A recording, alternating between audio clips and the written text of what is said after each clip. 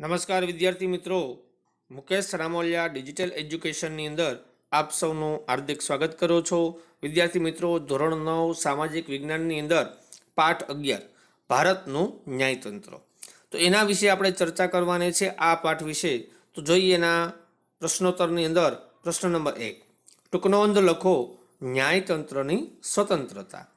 તો વિદ્યાર્થી મિત્રો, ભારતનું જે ન્યાયતંત્ર છે એ ધારાસભા અને કારોબારી કરતાં સ્વતંત્ર રાખવામાં આવ્યું છે, જેથી એના ન્યાયાધીશો હોય એ મુક્તપણે સ્વતંત્ર રીતે ન્યાય આપી શકે. તો ન્યાયતંત્રની સ્વતંત્રતા વિશે આપણે સમજૂતી પ્રાપ્ત કરીએ તો ભારતીય બંધારણમાં ન્યાયતંત્રને સ્વતંત્ર, નિષ્પક્ષ, તટસ્થ અને એકસૂત્રી વિશિષ્ટ સ્થાન આપ્યું છે. સ્વતંત્ર એટલે ધારાસભા અને કારોબારી કરતાં આપણું ન્યાયતંત્ર સ્વતંત્ર છે, નિષ્પક્ષ છે, કોઈનો પણ પક્ષ ન લે. એ પછી કદાચ એક સામાન્ય પટાવાળા હોય તો ભલે, મજૂર હોય તો ભલે, રાષ્ટ્રપતિ કે વડાપ્રધાન કે કોઈ બિઝનેસમેન કોઈ પણ હોઈ શકે. તો એનો જે પક્ષ છે એ નિષ્પક્ષ છે, તટસ્થ છે. જે પોતાનો નિર્ણય સંભળાવે છે એ નિર્ણય કાયમિક માટે તટસ્થ હોય છે. એક સૂત્રી એટલે કે આખા ભારતની અંદર એક સરખું કાનૂન રાખવામાં આવ્યું છે કે જેથી કરી અને અલગ અલગ રાજ્યો, એના અલગ અલગ શહેરો કે ગામડાઓમાં કોઈ પણ જગ્યાએ કોઈ પણ ક્રાઇમ થાય તો એક સૂત્ર સાથે એને બાંધવામાં આવેલું છે. ન્યાયતંત્ર દેશના નાગરિકોના મૂળભૂત હકોના રક્ષણ અને સામાજિક, રાજકીય, આર્થિક સમાનતા તથા ન્યાય સ્થાપવાનું કાર્ય કરે છે. એટલે કે આપણા દેશના જે નાગરિકોને મળેલા જે મૂળભૂત હકો છે, 6 મૂળભૂત હક આપણને જે મળ્યા છે એનું રક્ષણ કરવું, ત્યારબાદ સામાજિક, રાજકીય, આર્થિક કોઈ પણ બાબતની અંદર તમામ નાગરિકોને સમાનતા આપવાનું કાર્ય આપણું ન્યાયતંત્ર કરે છે. ન્યાયતંત્ર ધારાસભા અને કારોબારીથી સ્વતંત્ર, તટસ્થ અને નિર્ભીક બનીને કાર્ય કરે તેવું નક્કી કરેલ છે. એટલે કે આપણે જોયું કે ધારાસભા સરકારના 3 અંગો, ધારાસભા, કારોબારી અને ન્યાયતંત્ર. તો એમાંથી ધારાસભા અને કારોબારી બંને કરતાં જુદું રાખવામાં આવ્યું છે કે જેથી કરી ધારાસભાના સભ્યો અને અથવા તો કારોબારીના જે સભ્યો હોય એ ન્યાયતંત્રના ન્યાયાધીશ ઉપર કોઈ દબાણ ન રાખી શકે. એટલા માટે એને ન્યાયાધીશો છે એ સ્વતંત્રપણે તટસ્થ રહી, નિર્ભીક બની, કોઈ પણ ડર રાખ્યા વગર એ ન્યાય સંભળાવી શકે છે.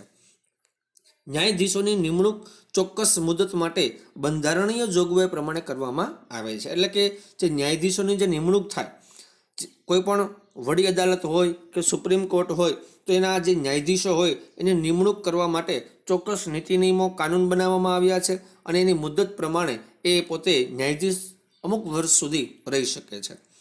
કારોબારી મનસ્વીપણે કે રાજકીય પ્રભાવ હેઠળ ન્યાયાધીશને હોદ્દા પરથી દૂર કરી શકાતા નથી કે તેમને પગાર ભથ્થા, નોકરીની કે શરતો, બઢતી, બદલી, નિવૃત્તિના લાભો, પેન્શન ફંડ વગેરે બાબતોમાં નુકસાન થાય તે રીતે ફેરફાર કરી શકતા નથી. ઘણી વખત એવું બનતું હોય વિદ્યાર્થી મિત્રો કે અમુક કારોબારી જે અધિકારીઓ હોય, નેતાઓ હોય તો એ પોતાના મનસ્વીપણે એટલે પોતાના મન ફાવે તેમ રાજકીય પ્રભાવ, એટલે કે માની લો કોઈ નેતા હોય અને પ્રભાવશાળી નેતા પોતાના હિતની અંદર ન્યાયાધીશે કોઈ નિર્ણય ન સંભળાવ્યો તો કદાચ ન્યાયાધીશને એ હોદ્દા પરથી દૂર કરી નાખે, સસ્પેન્ડ કરી નાખે, બદલી કરી નાખે કે ટ્રાન્સફર આતે એના પગાર ભથ્થા કાપી નાખે. આવું ક્યારેય બનતું નથી, કેમ કે સરકારના નીતિ નિયમ પ્રમાણે એના પગાર ભથ્થા, નોકરીની શરતો, બઢતી, બદલી, નિવૃત્તિના લાભ, પેન્શન ફંડ વગેરે બાબતોમાં કોઈ પણ નેતા કે કોઈ પણ કારોબારી અધિકારી એને નુકસાન પહોંચાડી શકતા નથી. ન્યાયાધીશોની ફરજ દરમિયાન તેમના વર્તન, ચુકાદા બાબતમાં સંસદ કે વિધાનસભામાં ચર્ચા કે ટીકા કરી શકાતી નથી. હવે કોઈ પણ ન્યાયાધીશ હોય અથવા તો એ વડી અદાલતનો ન્યાયાધીશ હોય, જિલ્લા અદાલતનો ન્યાયાધીશ હોય કે પછી સુપ્રીમ કોર્ટના ન્યાયાધીશ હોય તો એના જે વર્તન કે એનો જે ચુકાદો આપ્યો હોય, એને જે નિર્ણય સંભળાવેલો હોય તો એ કોઈ પણ નિર્ણયની બાબતમાં સંસદમાં, વિધાનસભામાં કે કોઈ પણ રાજ્યસભાની અંદર એના વ્યક્તિત્વ ઉપર ચર્ચા કે ટીકાસ્પદ, શંકાસ્પદ તમે કોઈ પણ વક્તવ્ય આપી શકતા નથી. ન્યાયાધીશોની નિવૃત્તિ બાદ કોઈ અદાલતમાં વકીલાત કરી શકતા નથી. હવે માની લો કે સુપ્રીમ કોર્ટના જે મુખ્ય ન્યાયમૂર્તિ છે એમાં કામ કરેલું હોય અને એમાંથી એમણે નિવૃત્તિ પ્રાપ્ત થઈ ગઈ, ત્યારબાદ એ નીચની કોઈ પણ અદાલતની અંદર કે સુપ્રીમ કોર્ટની અંદર પણ વકીલાત કરી શકે નહીં. કેમ કે કોઈ પણ વ્યક્તિ ઊંચા હોદ્દા ઉપર હોય અને જેમનું માન સન્માન હોય અને પછી એની એ જ અદાલતની અંદર એ નીચા હોદ્દામાં કામ કરે તો એનું કોઈ માન સ્વમાન રહેતું નથી. એટલા માટે એ અદાલતની અંદર વકીલાત નથી કરી શકતા. પરંતુ હા, ભારત સરકાર કે સંસદ ધારે તો એને અન્ય કોઈ પણ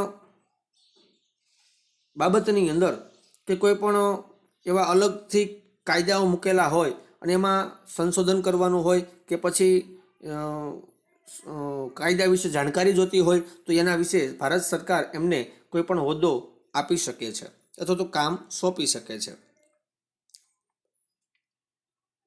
ન્યાયાધીશોની નિવૃત્તિ બાદ અદાલતમાં વકીલાત પણ કરી શકતા નથી. આ બધી જોગવાઈઓનો હેતુ ન્યાયાધીશો નિડરતાથી, પ્રામાણિકપણે, સ્વાભિમાનથી સ્વતંત્ર, તટસ્થ અને નિષ્પક્ષ ન્યાય આપી શકે તે માટેનો છે. ન્યાયતંત્રને સ્વતંત્ર રાખવાનો વિદ્યાર્થી મિત્રો મુખ્ય ઉદ્દેશ્ય શું છે? તો કે ન્યાયાધીશો નિડરતાથી, પ્રામાણિકપણે, સ્વાભિમાનથી સ્વતંત્ર, તટસ્થ અને નિષ્પક્ષ રહી અને પોતે ન્યાય આપી શકે. જો એને સ્વતંત્ર રાખવામાં ન આવ્યું હોત તો કદાચ રાજકારણીઓ છે, મોટા હોદ્દેદારો છે, ઉદ્યોગપતિઓ છે, કદાચ એને ડરાવત, એને ખરીદી શકત અથવા તો એના સ્વાભિમાનને ક્યાંક ને ક્યાંક હાનિ પહોંચાડત. તો આવું બધું થાય તો ન્યાયતંત્રનું કોઈ મહત્ત્વ રહેતું નથી.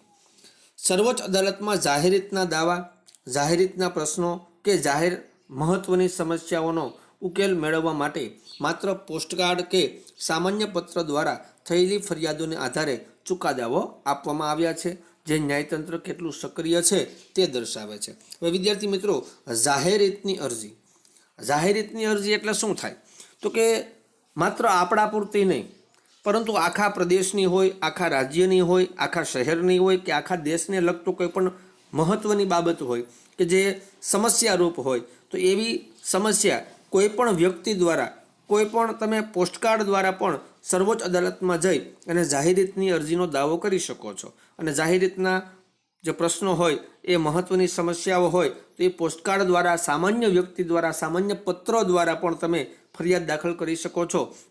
અને આપણી સુપ્રીમ કોર્ટે આવી ફરિયાદોનું નિરાકરણ પણ લાવેલું છે. એટલા માટે આપણે કહી શકાય કે આપણું ન્યાયતંત્ર કેટલું સરસ અને સક્રિય છે અને એ આપણે જાહેર રીતના દાવાઓ પરથી કહી શકાય છે. તો વિદ્યાર્થી મિત્રો, આજના આ વિડીયો લેક્ચરની અંદર આપણે અહીં સુધી રાખીશું.